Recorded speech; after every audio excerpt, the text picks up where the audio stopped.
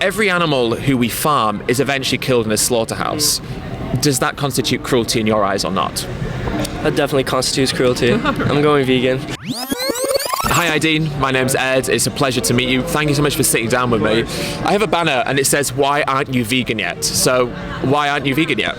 I just enjoy trying a variety of food, and I feel like being vegan would take away a large variety and a lot of options for me. Yeah. Does the enjoyment of a food justify what happens to produce the food? Definitely not. I don't think the practices in America are definitely like out of pocket 100%. I'm not pro any of that. If the animals were taken care of. Can you describe what that would be? Obviously, it's a not particularly unique thing to be against factory farming. I think most people are, because it is objectively really horrible. But what about, like, you said good practices, or like maybe taken care of well? What would that look like? I would say, like, if animals were raised with care. I mean, like, the factory farming is obviously terrible. So I would say if, like, animals were raised with care, they have the like right space to live and everything. They live out their lives, and then, you know, they get consumed one day. But that's just how, like, the world works, right? You know, not the world, but like the circle of life. What does the circle of life mean? Because I guess the circle of life is really that, you know, we're born and we die. That's the circle, isn't it? Yeah. But the circle of life and the fact that death is inevitable doesn't necessarily, I don't believe anyway, provide justification for us to take life arbitrarily or without a necessity. Mm-hmm. Did you agree with that? The necessity is to feed human beings, right? But does it have to be done with animal products? For you and I, because obviously the question is why aren't you? That's true. I feel like it's like a opinion thing. I feel like for some people, like, originally, like, human beings were hunter-gatherers, right? They survived off of consuming other animals. So in that sense, I feel like it is justified if we were to have good practices and go about it the proper way. So obviously with hunter-gatherers, that was a huge part of our history. Yeah. And that was important because eating the animals at that time allowed us to survive and allowed us to continue until we are where we are today. But it was a necessity back then. And this is the thing about wild animals. Other animals do hunt and eat other animals, but they do so because they have to. You know, a lion eats a gazelle because, well, they have to, but also they don't have the moral agency that we have. They don't have the ability to be able to rationalize the impact of their choices. We shouldn't hold ourselves to the same standard as wild animals. Is that something you would agree with or disagree with? I would agree with that. But at the same time, human beings are more intelligent for a reason, right? And this is how it works. Like, more intelligent species consume other lower intelligent species. Like, that works within animals, it works within us. We're just another form of animals. Sure. But is that not equal might makes right? Because we can, therefore we are allowed to. Do you think that's true? I feel like that's getting into a little bit of, like, political thinking, right? Well, I guess because you're saying that the reason it's okay for us to harm other animals and then consume them is because we are intellectually more dominant, and because we are physically more dominant. But that subscribes to the idea that might makes right, the idea that because we can do something, we're therefore justified to. But do you think that, so that's one question, does might make right, but also does intelligence define worth of life? Or not define worth of life, but should someone be allowed to be harmed by someone else simply because the person harming them is more intelligent than they are?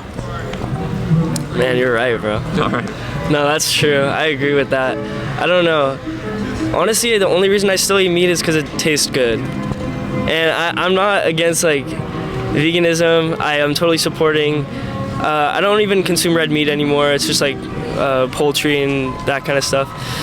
Even I know, like, the factory farming is like it's a shit show. Yeah. Why don't you consume red meat, if you don't mind me asking? It's like carcinogenic. It's like I heard it's bad for you. Yeah. Is it bad for the animals as well? The animals who were killed for it?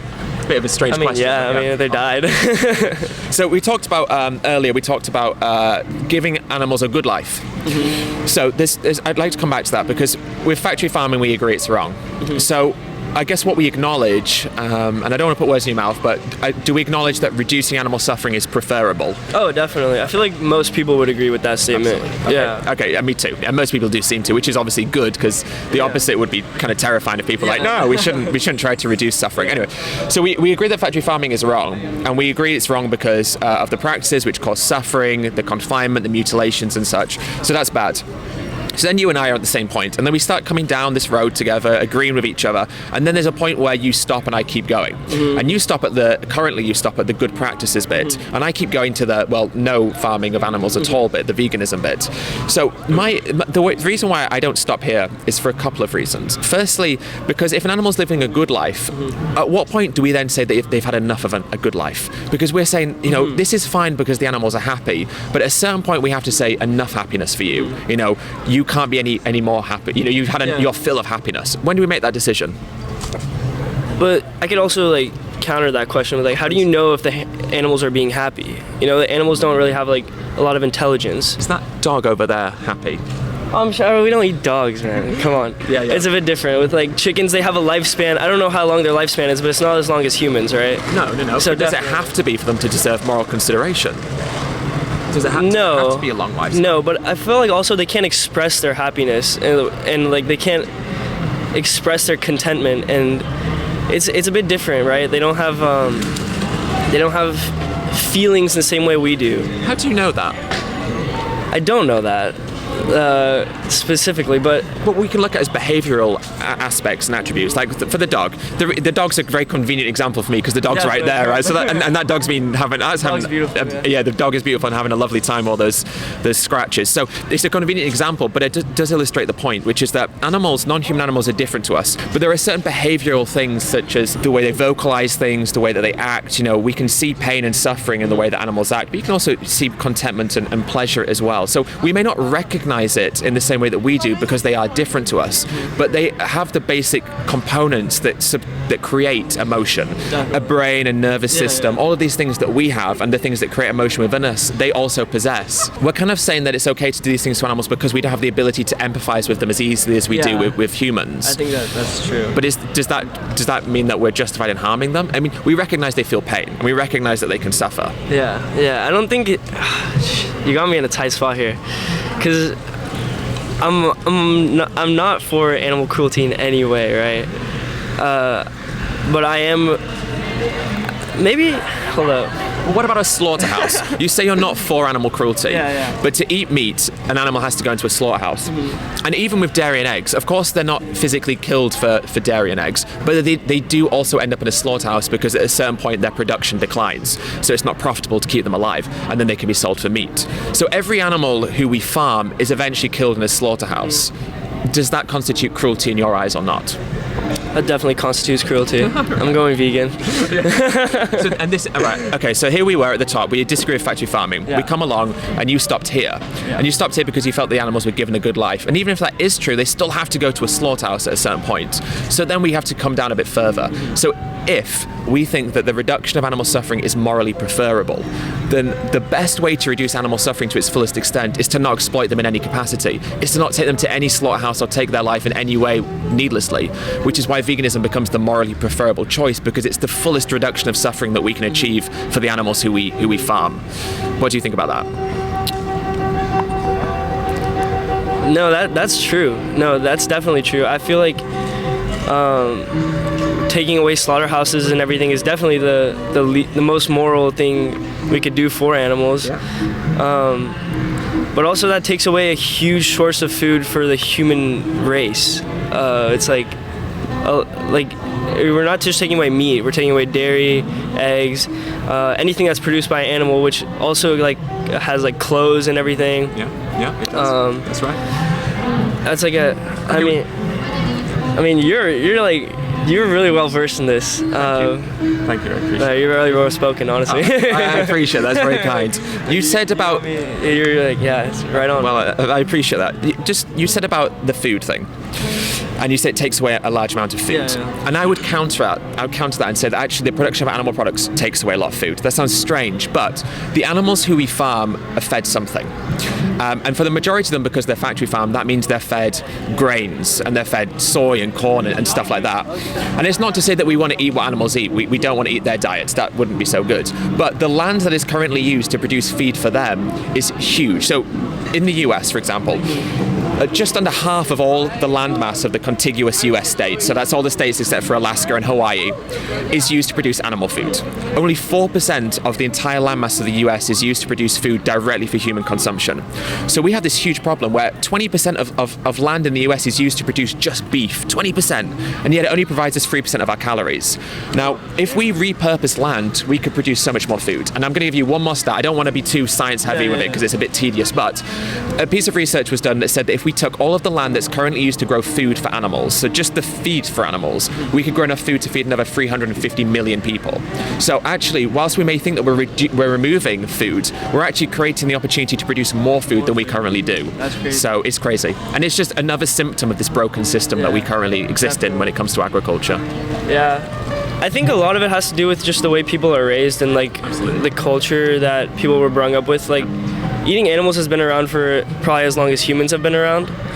Well, yeah, more or less, Yeah, we more could or say. less, but yeah, like, but and it's gonna be hard to, like, you can convince me, but it's gonna be hard to convince like 7 billion people, or not. I don't know how many vegans there are, minus that, but Yeah, not as many as we need, that's for sure. Yeah. But the point is, the reason I'm here today is to convince people like yourself and to have conversations with people, because I believe that we have a lot of power, more than we realize.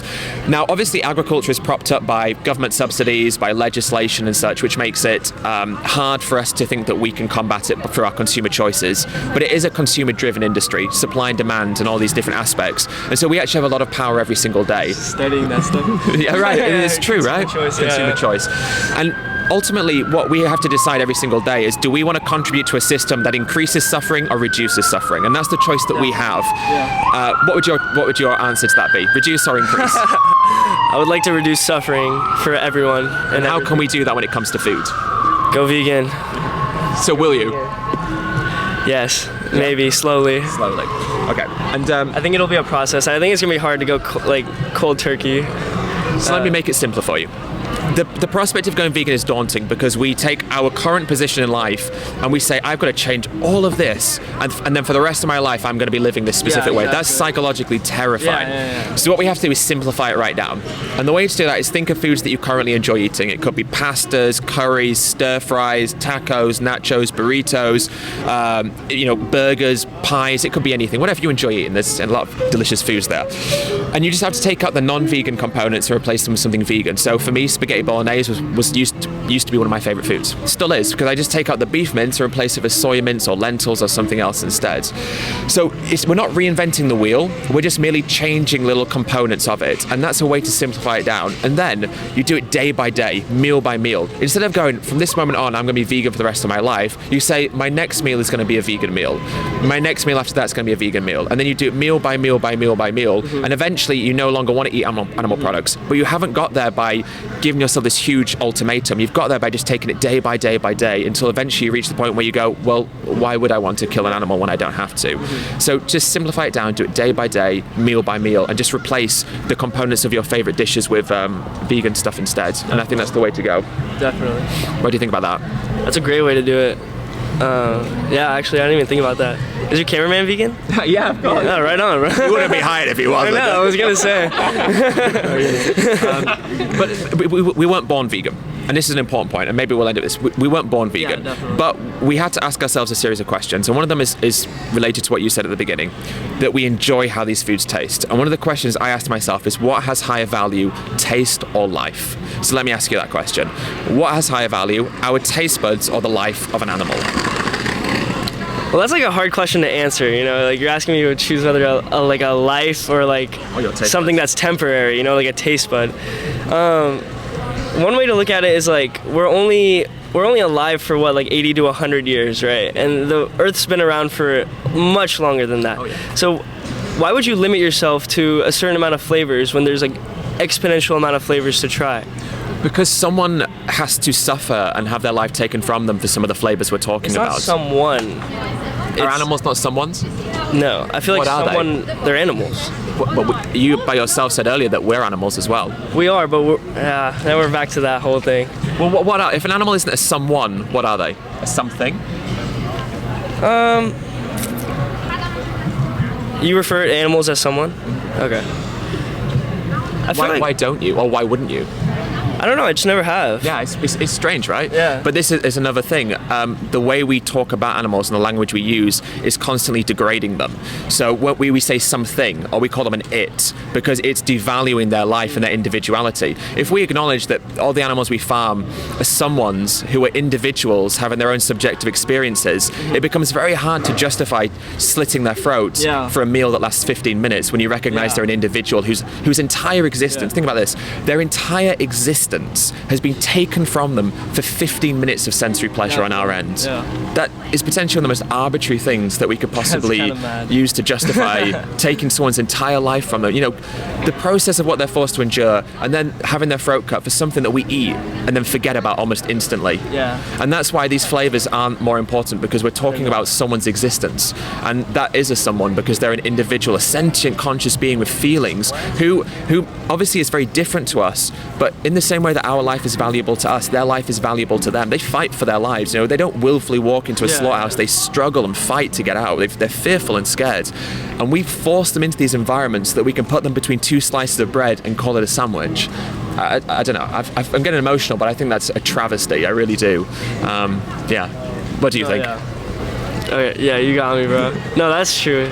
I can't even argue with that. Yeah, I know. No, you can't. It's hard to argue with that. I don't normally get emotional, but I just think that it's such a severe thing that we do, and it's for something that's so irrelevant in the grand scheme of what we can achieve as humans. We want a better world, a world without suffering. Well, one of the best ways we can reduce suffering is by changing what's on our plates, you know, and that can be a good stepping stone to addressing other issues as well, of course. It doesn't end there, but it's a great way to start. Definitely. All right. Yeah, I think so too. Cool. All right. Holy shit. Oh shit. Bro, that was great. Thank you, my friend. Very Thank well you. versed. Thank you. I Very appreciate well that. Well, thank you. It's very kind. He is the man. If you're interested over there, are they still there? Oh yeah. Yeah, we have flyers. We have a campaign against Tyson food. And they're a vegan organisation, so they can help you. against Tyson too. Okay, but actually, just a brief thing to mention. Okay, you say you're against factory farming. This is the last point. But what you have to recognise is that over 99.9% of the animal products in this country come from factory farms. So when we buy these products, that's according to the USDA. When we buy these products, we're directly supporting an industry that we know to be terrible. So it's just something to think about as well. 99.9%. According to the USDA, yeah. It's a huge number. That's crazy. Is it like that worldwide? More or less. Well, in developed nations. And in nations that are developing, who are becoming more economically sufficient, and their agriculture is getting that case there. Yeah. You know, the number of animals that we're killing is increasing, not decreasing, unfortunately. But hopefully we can curb that. Are the number of animals produced increasing as well? We're at 80 billion land animals, and we kill somewhere between 0.8 and 2.3 trillion marine animals. Yeah, that's fish. So it's a staggering number. Shocking. I didn't even think about fish. Oh my god. I know. Yeah. They count as well. I apologize for all meat eaters and all non-vegans. We get there. I'm the same ones. So that's cool, man. My man. All right, take it easy. Let me get you guys on socials. Yeah, for sure.